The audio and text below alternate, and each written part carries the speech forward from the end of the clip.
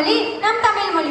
எட்டு திக்கும் தமிழின் புகழ் மணக்க அவையோரை வணங்கிய நூரையை தொடங்குகிறேன். நம் ஆளும் இந்திய நாடானது அனைத்து விதமான வளங்களும் பொருந்திய மிகப்பெரிய தேசமாகும். வல்லரசுகளின் பட்டியலில் முதன்மையான இடத்தை பெற வேண்டும் என்பதே எனது எதிர்கால இந்தியா குறித்த கனவாகும். நம் நாட்டில் வறுமையற்ற செழிப்பான சமுதாயத்தை எழுப்ப வேண்டும். மேலும் சுதந்திர இந்தியாவினை ஒற்றுமையாகவும் பசுமை உள்ளதாகவும் மாற்றுவது நமது கடமையாகும். மலைகளும் கடல்களும் இயற்கை அரணாய் அமைய பெற்று கலைகளும் கலாச்சாரங்களும் பண்பாடும் ஒன்றிணைந்து அனைவரும் வியந்து பார்க்கும் தலை சிறந்த நாடாகவும் உள்ளது.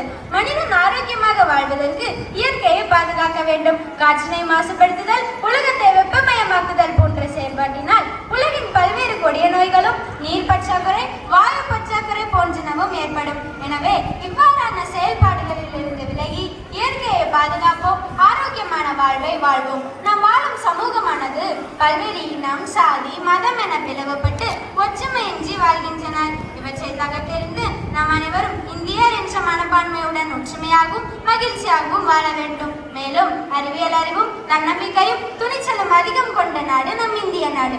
அக்காலத்தில் பருவத்தோடு பயிர் செய்து மக்கள் இயற்கையோடு இணைந்து வாழ்ந்தனர். காற்றும் நீரும் விலை மதிக்க முடியாத ஒன்றாகவும் இருந்தது.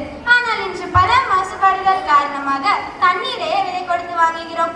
மாசுபாடுகள் நீடித்து இயற்கையை நாம் காக்கவில்லை என்றால் காற்றையும் விலை கொடுத்து வாங்கும் நிலைமை ஏற்படும். நம் நாடு வல்லரசு நாடாக மட்டும் இருந்தால் போதாது, இயற்கையை பாதுகாக்கும் நாடாகவும் இருக்க வேண்டும். நாம் விரும்பி கண்டு கழித்த இயற்கை செல்வங்களை வரும் தலைமுறையினருக்காக சேர்த்தும் பாதுகாத்தும் வைக்க வேண்டும். ஆகவே எனது பார்வையில் இந்தியா என்பது அனைத்து நாடுகளும் வியந்து பார்க்கும் அளவில் முன்னேற்றம் அடைந்து தலை சிறந்த நாடாக இருக்க வேண்டும். இதுவே எதிர்கால இந்தியாவின் வளர்ச்சி. அனைவருக்கும் என் இனிய சுதந்திர தின வாழ்த்துக்கள். வாழ்க தமிழ், வளர்க தமிழ். ஜெய் ஹிந்த்.